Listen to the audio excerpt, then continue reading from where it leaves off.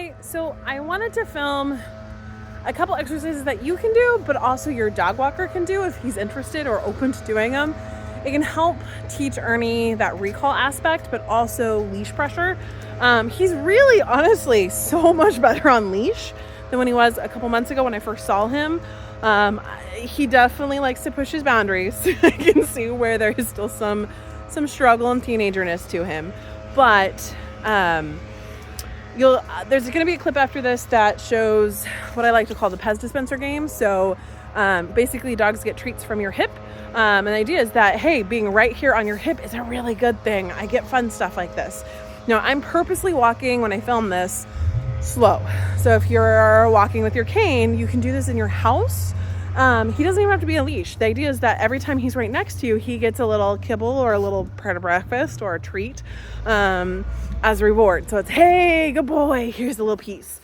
I'm going to film, it may take me a couple tries to get this, but I want to film something that your dog walker can do.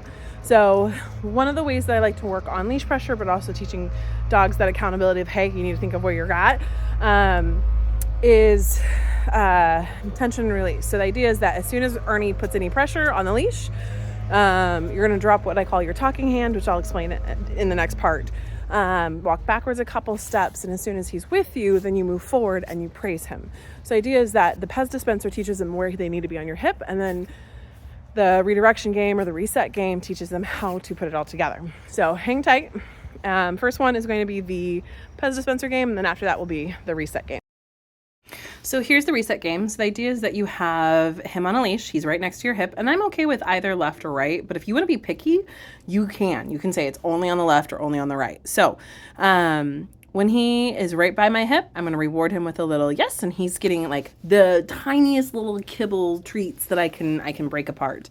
And I'm purposely walking slow. So if you were walking in the house with your cane, or moving on a walk, he has that focus. Now, this is an area that does have some distractions, but not a ton. You want to build the repetition calmly, and then, so like you can do this up and down your hallway and then take a break. And then your dog walker could do it down like every other house he does the Pez dispenser. And right there, see how I kind of lured him to sit right next to my hip again? That's to help him reset when he pushes too far, or, hey, I need you right here. Now, I'm okay with dogs generally going back and forth on either side as long as they're kind or appropriate. They're not pushing you. He was pretty gentle with this, so I let it slide because I wasn't sure if you were comfortable working him on left or right. But you can see where he's really self-regulating, and I'm not just a treat, follow, follow, follow. It's treat, couple steps, treat, couple steps. So this is what I mean by Pez dispenser. It literally is treats one after another, but he has to work for them.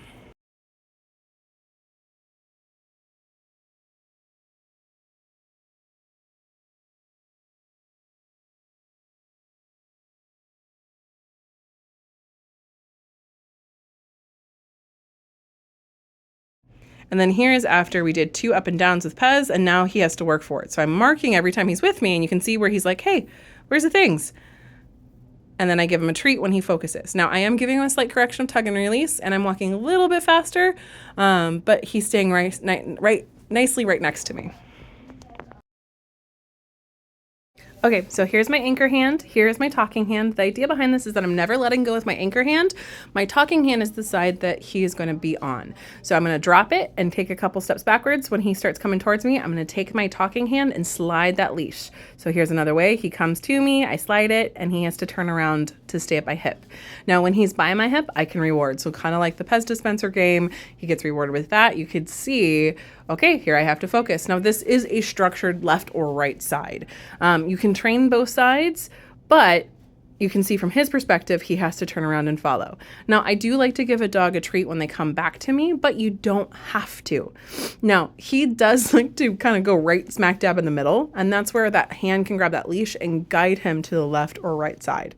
I try to do it where you can see front and back to help with just seeing it in person and trying it out. It does take some coordination, but it's all about getting that dog to focus on your body, not necessarily the tension release of the leash, but that is a part of it.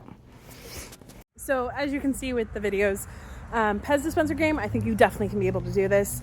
The reset game, I wouldn't recommend. just from a safety perspective for mobility, if you find a way to adapt it that would make the most sense, let's do it. But I would say having that back and forth would be a big part of it. You can try doing it in your house or in your backyard, where when Ernie gets ahead of you, you stop and you're like, Ernie! And he comes back. Maybe I can catch that on video. Hold on one second. So we're walking, he gets distracted with something, and I stop. Ernie! He's coming back for that treat. I'm gonna pull him back and have him at my hip. So I'm gonna pull, oh here, hold on. Boop.